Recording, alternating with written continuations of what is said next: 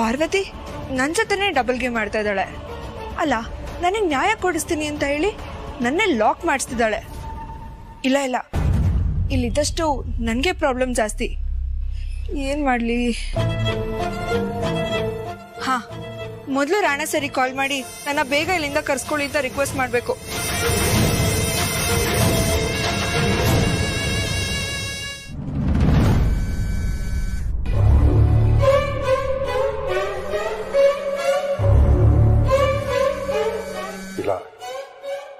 ಇಲ್ಲಾರು ಅವಳ phone switch off ಆಗಿರೋದು ನೋಡ್ರೆ ಅವ್ಳು ಗ್ಯಾರಂಟಿ ಎಲ್ಲ ಹೇಳ್ಬಿಟ್ಟಿರ್ತಾಳೆ. ಅಣ್ಣ, ಯಾಕೆ ಯಾವಾಗ್ಲೂ ನೆಗೆಟಿವ್ ಆಗಿ ಯೋಚನೆ ಮಾಡ್ತೀಯ? ಅಲ್ಲ, ಅವಳು ಏನಾದ್ರೂ ಹೇಳಿದಿದ್ರೆ ಇಷ್ಟೊತ್ತಾಗ್ಲೇ ನೀವ್ ಸಿಕ್ಕಾಕೊಂಡಿದೀರಾ ಅಂತ ಸಿಹಿ ಸುದ್ದಿ ಹೇಳಕ್ಕಾದ್ರೂ ಪ್ರೀತು ನಮ್ಗೆ ಕಾಲ್ ಮಾಡ್ತಿದ್ನಲ್ಲ.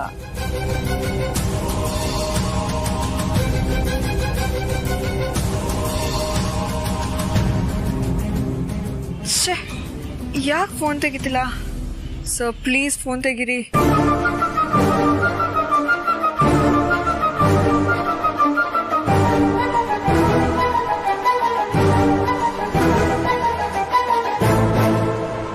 ಸರಿ ಬಿಡು, ಇನ್ಮೇಲೆ ಪಾಸಿಟಿವ್ ಆಗಿ ಥಿಂಕ್ ಮಾಡ್ತೀನಿ.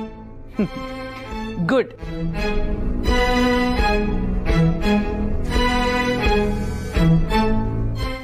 ಅಣ್ಣ, ಫೋನ್ ಸೈಲೆಂಟ್ ಅಲ್ಲಿ ಇದೆಯಾ? ಯಾವ್ದೋ ಕಾಲ್ ಬರ್ತಿದೆ ನೋಡು. ಹಲೋ, ಮೋನಿಕಾ ಕಾಲ್ ಮಾಡಿರ್ಬೋದಾ? ಇದು ಪಾಸಿಟಿವ್ ಥಿಂಕಿಂಗ್ ಅಂದ್ರೆ. ಅಯ್ಯೋ, ಮೋನಿಕಾ ಕಾಲು ಅನ್ಕೊಂಡೆ. ಯಾವ್ದೋ ಅನ್ನೋ ನಂಬರು. ಯಾವ ಕಂಪ್ನಿದು ಏನೋ. ಛೇ, ಫೋನ್ ಯಾಕೆ ಕಟ್ ಮಾಡ್ತಾ ಇದ್ದಾರೆ? ಏನ್ ಮಾಡೋದೀಗ?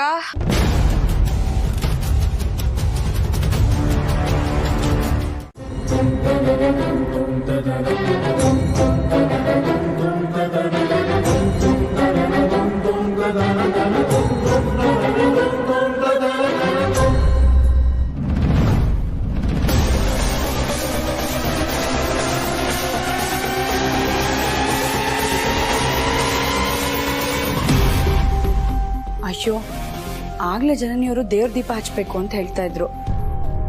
ದೇವ್ರ ಮೇಲೆ ಎಣ್ಣೆ ಖಾಲಿ ಆಗಿದೆಯಲ್ಲ, ಸ್ಟೋರ್ ರೂಮ್ಗೆ ಹೋಗಿ ಎಣ್ಣೆ ತಗೊಂಬಂದು ಕೊಡ್ಬೇಕು ಅವ್ರಿಗೆ.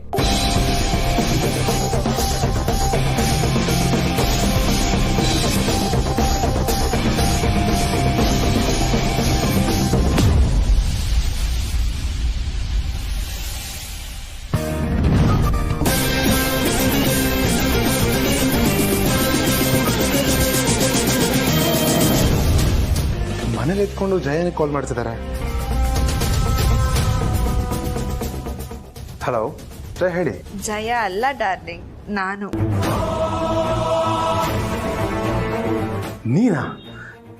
ನೀನ್ಯಾಕೆ ನಂಬರಿಂದ ಕಾಲ್ ಮಾಡ್ತಿದ್ಯಾ? ಯಾಕೆ ಮಾಡಬಾರ್ದಾ? ನಿನ್ ಫೋನ್ ಏನಾಗಿದೆ? ನೀನ್ ನನ್ನ ಹೃದಯ ಕದ್ದಿರೋ ತರ ಯಾರೋ ನನ್ನ ಫೋನ್ ಕದ್ಬಿಟ್ಟಿದ್ದಾರೆ ಪ್ರೀತು. ವಾಟ್? ನಿನ್ ಫೋನ್ ಕದ್ದಿದ್ದಾರಾ? ಅದು ನಮ್ಮನೇಲಿ. ಹ್ಞೂ ಡಾರ್ಲಿಂಗ್, ಅದಕ್ಕೆ ನಂಗೆ ಹೊಸ ಫೋನ್ ಕೊಡಿಸ್ತೀಯಾ? ಯಾಕೆ ಬೇಬಿ, ಫೋನ್ ಕೊಡ್ಸೋಂದಿದ ತಕ್ಷಣ ಏನು ಮಾತಾಡದೆ ಸುಮ್ಮನಾಗ್ಬಿಟ್ಟೆ? ನಿನ್ ಫೋನಲ್ಲಿ ವಿಡಿಯೋ ಇತ್ತು ತಾನೆ? ವಿಡಿಯೋನಾ? ಯಾವ ವಿಡಿಯೋ? ನನ್ನ ಬ್ಲ್ಯಾಕ್ ಮೇಲ್ ಮಾಡಕ್ಕಿಂತ ಇಟ್ಕೊಂಡಿದ್ಯಲ್ಲ, ಆ ವಿಡಿಯೋ. ಓ, ನಮ್ಮಿಬ್ರು ರೊಮ್ಯಾನ್ಸ್ ವಿಡಿಯೋನಾ? ಓ ಮೈ ಗಾಡ್, ಏನಾಯ್ತು? ನಮ್ ವಿಡಿಯೋನ ಫೋನ್ ಕದ್ದಿರೋರು ನೋಡ್ಬಿಟ್ರೆ?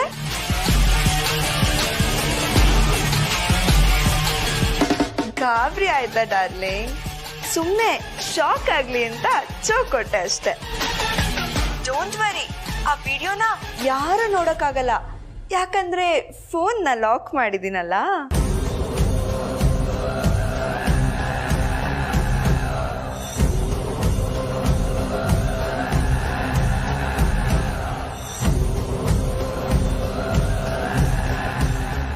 ಪ್ರೀತು ಈಗ ಗಿಫ್ಟ್ ಆಗಿ ಫೋನ್ ಕೊಡಿಸ್ಲೇಬೇಕು. ಅದಕ್ಕೆ ರಿಟರ್ನ್ ಗಿಫ್ಟ್ ಆಗಿ ನಾನೇನಾದರೂ ಕೊಡಬೇಕಲ್ಲ. ಇದೇ ಪರ್ಫೆಕ್ಟ್ ಗಿಫ್ಟ್.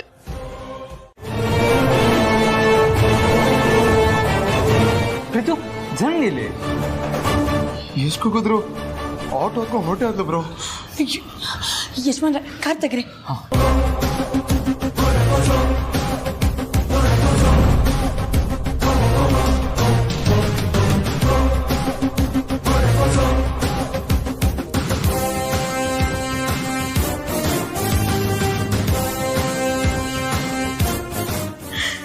ಅಂತ ಜನನಿನ ಮನೆಯಿಂದ ಓಡಿಸಿದ್ದಾಯ್ತು. ಇದಕ್ಕೆಲ್ಲ ಕಾರಣ ನಾನೇ ಅಂತ ಗೊತ್ತಾಗಿ ಪಾರ್ವತಿ ನನ್ನ ಮನೆಯಿಂದ ಆಚೆ ಕಳ್ಸೋದಂತೂ ಪಕ್ಕ. ಪ್ರೀತಿ ಜೊತೆ ಬೈಕಲ್ಲಿ ಹಾಯಾಗಿ ನಮ್ಮ ಮನೆಗೆ ಹೋಗ್ಬೋದು.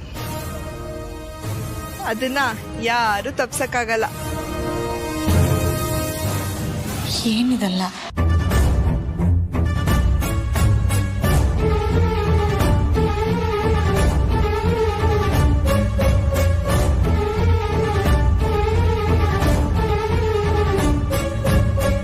ತನ್ ಗಂಡ ಬೇರೆಯವ್ರನ್ನ ಕಣ್ಣೆತ್ತು ನೋಡ್ಬಾರ್ದು ಅಂತ ಬಯಸೋ ಹೆಂಡತಿಗೆ ತನ್ ಗಂಡ ಬೇರೆಯವ್ರ ಜೊತೆ ಇಷ್ಟು ಸಲ್ಗೆಯಿಂದ ಇರೋದನ್ನ ನೋಡಿದ್ರೆ ಯಾರಕ್ ತಾನೇ ಬೇಜಾರಾಗಲ್ಲ ಹೇಳಿ?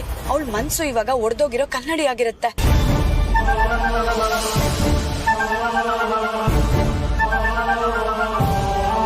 ಈ ವಿಷಯದಲ್ಲಿ ಮೋನಿಕಾಗಿಂತ ನಿಮ್ದೇ ತಪ್ಪು. ಅದಕ್ಕೆ ಮೌನಿಕಾ ಎಂತವಳು ಅಂತ ನಿಮ್ಗೆ ಗೊತ್ತಿಲ್ಲ.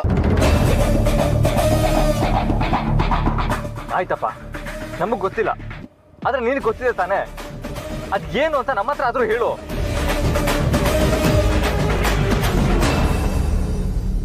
ಈಗ್ಲಾದ್ರೂ ನಿಮ್ ಮನ್ಸಲ್ಲಿ ಏನಿದೆ ಅನ್ನೋದನ್ನ ಹೇಳ್ಕೊಳ್ಳಿ.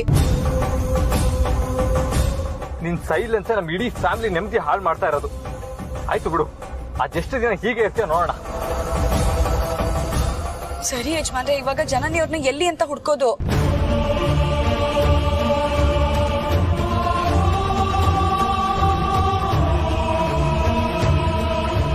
ತವ್ರ ಮನೆಗೆ ಏನಾದ್ರು ಹೋಗಿರ್ಬೋದಾ? ಖಂಡಿತ ಸಾಧ್ಯ ಇಲ್ಲ. ಗಂಡ ಕಟ್ಟಿರೋ ತಾಳಿನ ತೆಗೆದು ತವ್ರ ಮನೆಗೆ ಹೋಗಿ ತವ್ರ ಮನೆ ಮಾನ ಮರ್ಯಾದೆ ಕಳಿಯೋರಲ್ಲ ಅವರು.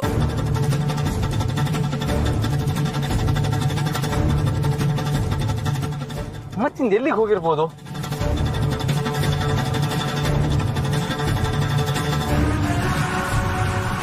ಯಾರು ಅವಮಾನ ತಡ್ಕೊಳಕ್ಕಾಗ್ದೆ ದುಡ್ಕಿ ಏನಾದ್ರು ಬಿಡ್ತು ಅನ್ನಿ ಯಜಮಾನ್ರೆ. ನಮ್ ಜನನಿಯವರು ಆತ್ಮಹತ್ಯೆ ಮಾಡ್ಕೊಳ್ಳೋ ಅಂತ ಹೇಳಿ ಅಲ್ಲ. ಮತ್ ಇನ್ನೆಲ್ಲಿಗೆ ಹೋಗಿರ್ಬೋದು ಅಂತ ಹೇಗೆ ಹುಡ್ಕತ್ ಪಾರು?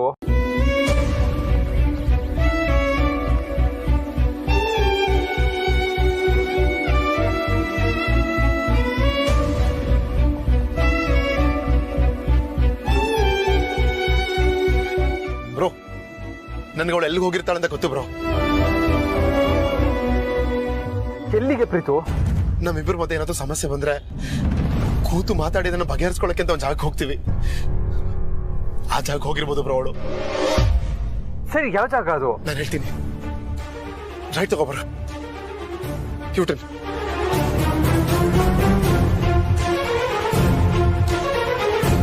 ಬ್ರೋ, ಅಲ್ಲಿ ಮುಂದೆ ಹೋಗಿ ರೈಟ್ ತಗೊಳು. ಅಲ್ಲಿ ಹಾ ಬ್ರೋ, ಹಾಗೆ ಸ್ಟ್ರೇಟ್ ಹೋಗು.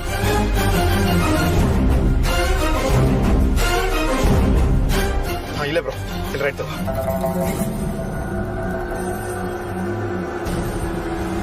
ಬ್ರೋ, ಮುಂದೆ ಹೋಗಿ ನೆಕ್ಸ್ಟ್ ಸಿಗೋ ಲೆಫ್ಟ್ ತಗೋ ಬ್ರೋ.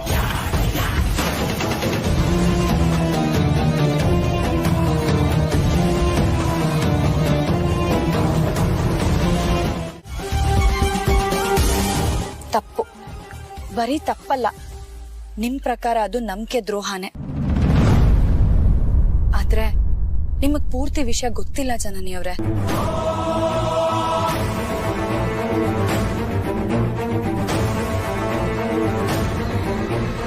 ನಿಮಗ್ ಗೊತ್ತಾಗ್ಬೇಕಾಗಿರೋದು ತುಂಬಾನೇ ಇದೆ.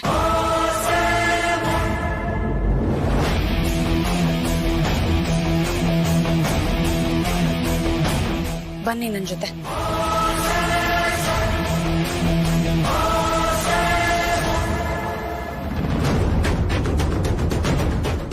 ನಿಮ್ ಗಂಡನ್ ಬಗ್ಗೆ ನಿಮಗ್ ಗೊತ್ತಾಗ್ಬೇಕು ಅಂದ್ರೆ ಇವಾಗ ನೀವು ನನ್ ಜೊತೆ ಬರ್ಲೇಬೇಕು. ಬನ್ನಿ, ನೀವಿಲ್ಲೇ ಇರಿ.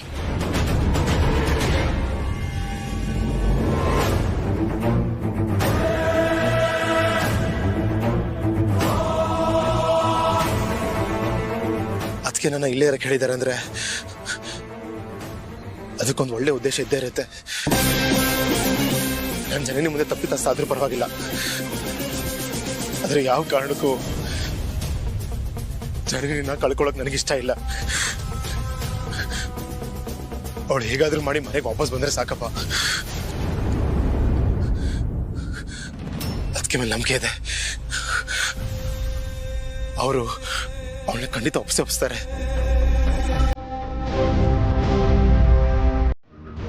ಮೋನಿಕಾಗೆ ಎಕ್ಸ್ ಲವರ್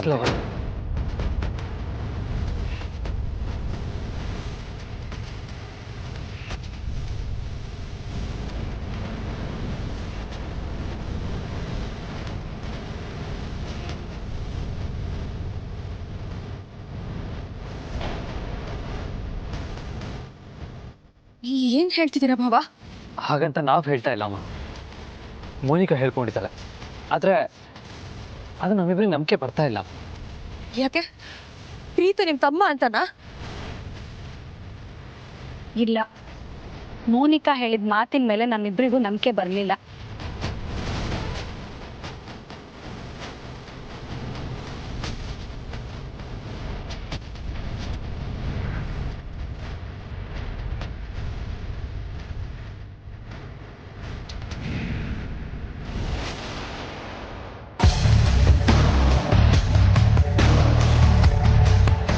ಎಷ್ಟು ಧೈರ್ಯ ಇದ್ರೆ ಯಾರಿಗೂ ಗೊತ್ತಾಗದೇ ಇರೋ ಹಾಗೆ ಇಲ್ಲಿಗೆ ಬಂದಿದ್ಯಾ ನೀನು?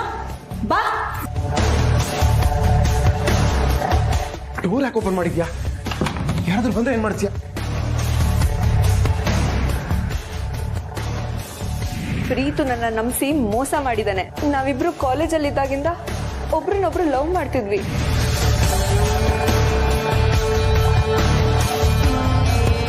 ಇತ್ತೀಚೆಗೆ ನನ್ನಲ್ಲಿ ಆಗಿರೋ ಎಲ್ಲ ತಿನ್ನೋದಕ್ಕೂ ಅವಳೇ ಕಾರಣ. ನಾನು ಇಷ್ಟೊಂದೆಲ್ಲ ಒದ್ದಾಡ್ತಿರೋದು ಅವಳಿಂದಾನೆ.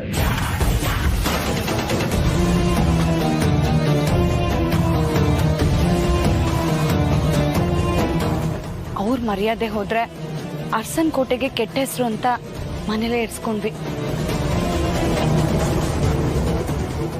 ಅದು ಅಲ್ಲದೆ ಅವಳು ಇಲ್ಲಿಗೆ ಬಂದ ಉದ್ದೇಶ ಏನು, ಅವಳು ಯಾಕೆ ನಿಮ್ ಗಂಡನ್ನ ಪ್ರೀತಿ ಮಾಡ್ತಿದ್ದೀನಿ ಅಂತ ಸುಳ್ಳು ಹೇಳಿದ್ಲು ಅನ್ನೋ ಸತ್ಯ ತಿಳ್ಕೊಬೇಕಾಗಿತ್ತು.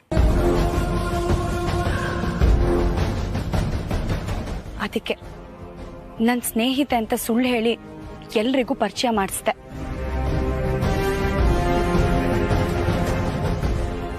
ಮತ್ತೆ ಇದನ್ನೆಲ್ಲ ನನ್ನ ಹತ್ರ ಯಾಕೆ ಹೇಳಲಿಲ್ಲ?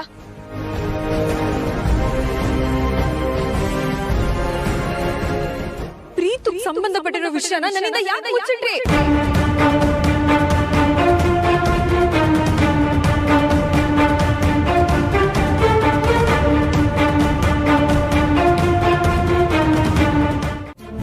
ನಾವೇನಾದ್ರೂ ಹಠ ಮಾಡಿ ಕೇಳಿದ್ರೆ ಅವನು ಟೆನ್ಷನಲ್ಲಿ ದುಡುಕಿ ಜೀವಕ್ಕೇನಾದ್ರೂ ಹೆಚ್ಚು ಕಮ್ಮಿ ಮಾಡ್ಕೊಂಡ್ರೆ ಅಂತ ನಾವಿಬ್ರು ಸುಮ್ಮನಾಗಿದ್ದೀವಮ್ಮ. ನೋಡಮ್ಮ, ನಾವು ಅವನ್ನ ಉಳಿಸ್ಕೋಬೇಕು, ನಿಧಾನಕ್ಕೆ ಅವನ್ನ ತಿದ್ದಬೇಕು, ಸರಿ ದಾರಿ ತರಬೇಕು.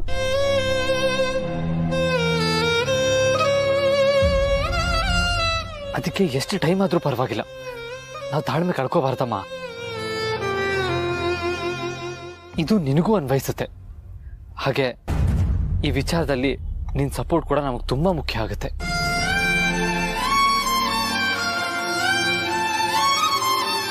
ಪ್ರೀತು ಜೊತೆ ಚೆನ್ನಾಗಿ ಇದ್ಕೊಂಡೆ ಪ್ರೀತು ಮತ್ತೆ ಮೋನಿಕಾ ಮಧ್ಯೆ ಏನ್ ಸಂಬಂಧ ಇದೆ ಅನ್ನೋದನ್ನ ತಿಳ್ಕೋಬೇಕು.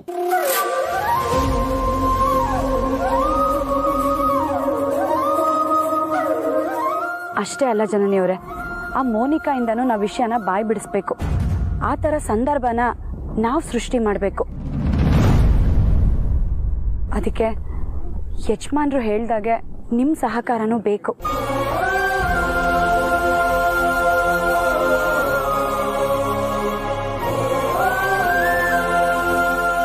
ಇಷ್ಟೆಲ್ಲ ಘಟನೆಗಳು ನಡೀತಿರುವಾಗ ನಿಮ್ ಗಂಡನ್ನ ಅರ್ಸನ್ ಕೋಟೆನ ಬಿಟ್ಟು ಹೋಗೋದು ಸರಿ ಅಲ್ಲ ಜನನಿಯವ್ರೆ.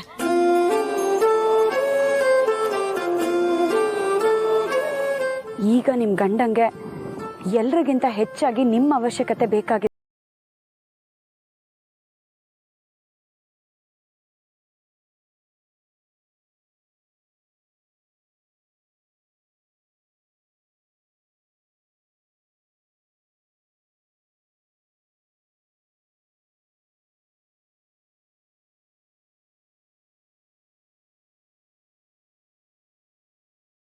ನಿಮ್ ಕೈಯಲ್ಲೇ ಇದೆ.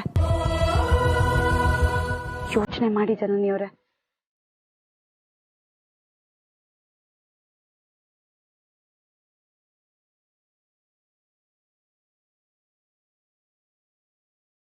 ಇಷ್ಟೆಲ್ಲ ವಿಷಯ ಆಗಿದೆ ಅಂತ ನನಗೆ ಗೊತ್ತೇ ಇರಲಿಲ್ಲ. ಮನೆಯಿಂದ ಹೊರಗಡೆ ಬರ್ಬೇಕಾದ್ರೆ ಸೋತ್ ಮುಖ ಹೊತ್ಕೊಂಡು ಅಪ್ಪನ ಹತ್ರ ಹೇಗೆ ಹೋಗ್ಲಿ ಅಂದ್ಕೊಂಡು ಎಲ್ಲಾದ್ರೂ ದೂರ ಹೋಗ್ಬಿಡೋಣ ಅಂತ ಇಲ್ಲಿ ಬಂದು ಕುತ್ಕೊಂಡೆ. ಆದ್ರೆ ನೀವಿಬ್ರು ಇಷ್ಟೊಂದೆಲ್ಲ ಹೇಳಿದ್ಮೇಲೆ ನನ್ನ ನಿರ್ಧಾರದಿಂದ ಹಿಂದೆ ಸರಿಬೇಕು ಅನಿಸ್ತಿದೆ.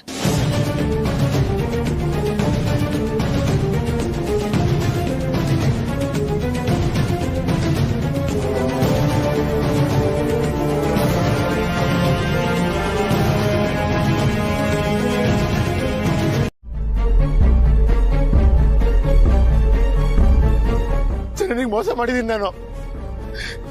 ಇವಳ ಜೊತೆ ಬದುಕೋ ಯೋಗ್ಯತೆ ನನಗಿಲ್ಲ.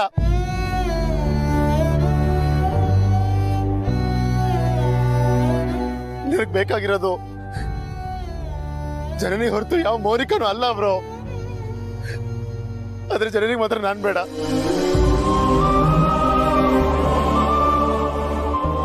ಅವಳು ಇಲ್ದೆ ನಾನು ಹೆಂಗ್ ಬದುಕಿರ್ಲಿ ಬ್ರೋ?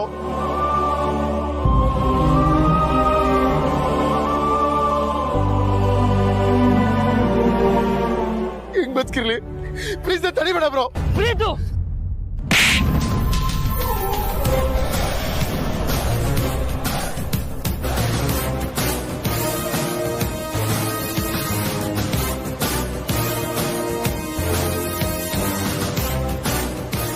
ಹೇಯ್, ನೀನ್ ಸತ್ತೋಗ್ಬಿಟ್ರೆ ನಾವೆಲ್ಲರೂ ನೆಮ್ಮದಿಯಿಂದ ಇರ್ತೀವಿ ಅಂತ ಅನ್ಕೊಂಡಿದ್ಯಾ? ನಮ್ ಬಗ್ಗೆ ನೀನ್ ಸ್ವಲ್ಪನೂ ಯೋಚನೆ ಮಾಡಿಲ್ವೇನೋ? ಹ? ನೀನು ತಪ್ಪು ಮಾಡಿದ್ಯಾ ನಿಜ, ಅದಕ್ಕೆ ಕ್ಷಮೆ ಕೇಳು. ಅದನ್ನ ಬಿಟ್ಟು ಹೇಳಿ ತರ ಸಾಯೋದಿಕ್ ಹೋಗಿದ್ಯಲ್ಲ. ಸತ್ತೋಗ್ಬಿಟ್ರೆ ಎಲ್ಲಾ ಸಮಸ್ಯೆಗೂ ಪರಿಹಾರ ಸಿಗುತ್ತಾ? ಹೇ ಫುಲ್, ಆ ತರ ಏನಾದ್ರೂ ಆಗಿದ್ರೆ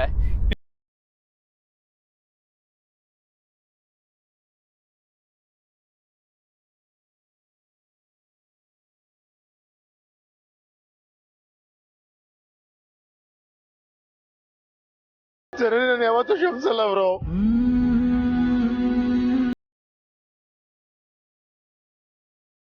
ಹಾಗಂತ ಯಾರು ಹೇಳಿತು? ನಾನು ಹೇಳದ್ಲಾ ಅಥವಾ ನಾನ್ ಹೇಳದ್ನಾ? ಮೊದ್ಲು ಆಗಿರೋ ತಪ್ಪಿಗೆ ಜನನಿ ಹತ್ರ ಮಾತಾಡಿ ಸಾರಿ ಕೇಳು.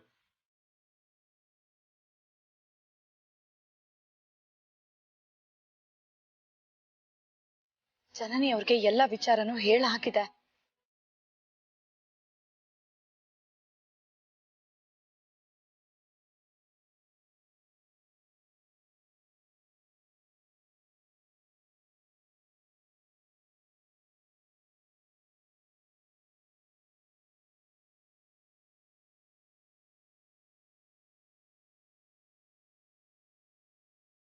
ಪ್ಲೀಸ್ ನನ್ನ ಕ್ಷಮಿಸು ಜನನಿ.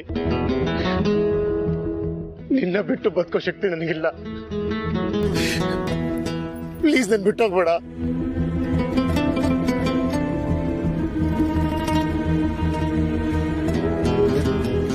ನೀನಿಲ್ದೆ ನನ್ನ ಜೀವನ ಯಾವತ್ತೂ ಪೂರ್ತಿ ಆಗಲ್ಲ.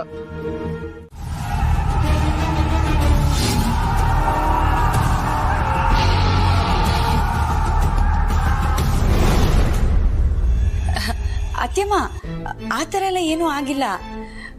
ಅದು ತಾಳಿ ಕೊಂಡಿ ಕಟ್ಟಾಗೋಗಿತ್ತು, ಅದಕ್ಕೆ ಅದನ್ನ ಹೊಸದ್ ಹಾಕ್ಸ್ಕೊಂಬಂದ್ರು.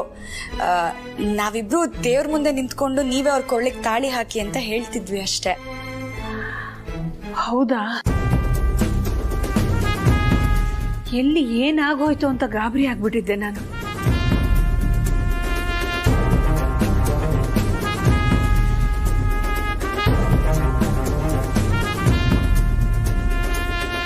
ಪ್ರೀತು, ಜನನಿಗೆ ತಾಳಿ ಹಾಕಪ್ಪ. ಈ ಸಮಾರಂಭಕ್ಕೆ ನಾನ್ ಸಾಕ್ಷಿಯಾಗಿರ್ತೀನಿ.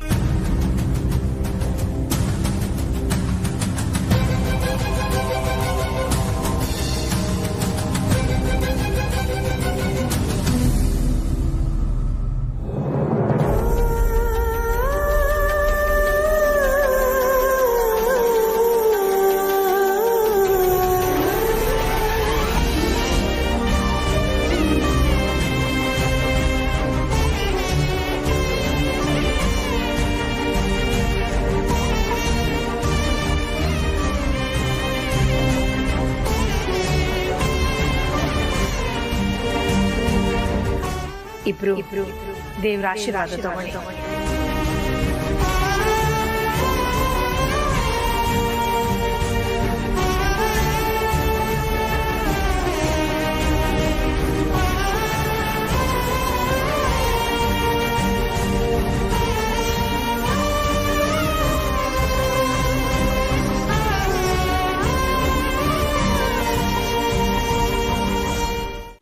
ಯಾಕೆ ಮಾತು ಹೇಳ್ತಾ ಇದ್ದೀನಿ ಅಂದ್ರೆ, ಇತ್ತೀಚೆಗೆ ಜನನಿ ಜೊತೆಗೆ ಪ್ರೀತು ನಡವಳಿಕೆ ಸರಿ ಇಲ್ಲ.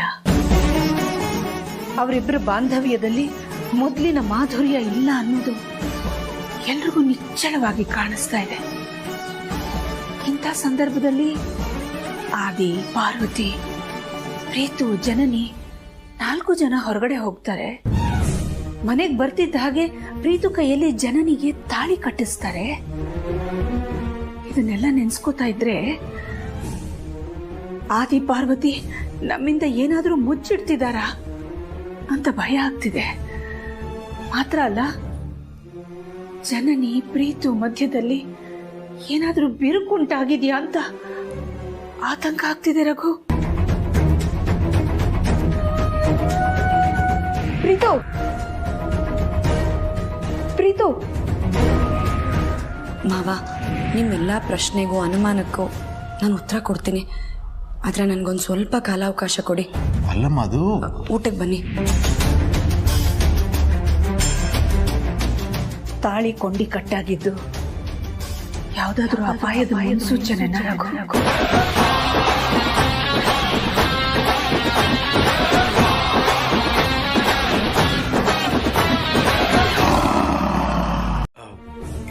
ಇಲ್ಲ ಅಖಿಲ, ನನ್ಗೆ ಯಾಕೋ ಹಾಗೇನು ಅನ್ನಿಸ್ತಾ ಇಲ್ಲ. ಇಲ್ದೇ ಇರೋದನ್ನೆಲ್ಲ ತಲೆಗೆ ಹಚ್ಕೊಂಡು ಸುಮ್ಮನೆ ಟೆನ್ಷನ್ ಮಾಡ್ಕೋತಿದ್ಯಾ. ಆರಾಮಾಗಿರು. ಇಲ್ದೇ ಇರೋದನ್ನೆಲ್ಲ ಈ ಅಖಿಲ ತಲೆಗೆ ಹಚ್ಕೊಳ್ಳಲ್ಲ ಅಂತ ನಿಮ್ಗೂ ಚೆನ್ನಾಗಿ ಗೊತ್ತಿದೆ ರಘು. ಆಧಾರ ಇಲ್ಲದೆ ಆರೋಪ ಮಾಡಬಾರ್ದು, ನಿಜ. ಆದ್ರೆ ನನಗೀಗ ಬಂದಿರೋದು ಅನುಮಾನ. ಅದಕ್ಕೆ ಕೇಳ್ತಿದ್ದೀನಿ. ಅದಕ್ಕೆ ನೀವು ಕೊಟ್ಟಂಥ ಉತ್ತರ ನನಗೆ ಸಮಂಜಸ ಅನ್ನಿಸ್ತಾ ಇಲ್ಲ.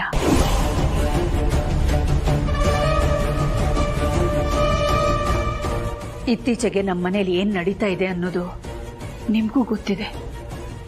ಪ್ರೀತುವಿನ ಬದಲಾದ ನಡವಳಿಕೆ, ಪ್ರೀತು ಜನನಿ ಮಧ್ಯದಲ್ಲಿ ಆ ಬಾಂಧವ್ಯ ಕಡಿಮೆ ಆಗಿರೋದು, ಇದೆಲ್ಲ ಎಲ್ರಿಗೂ ಗೊತ್ತು.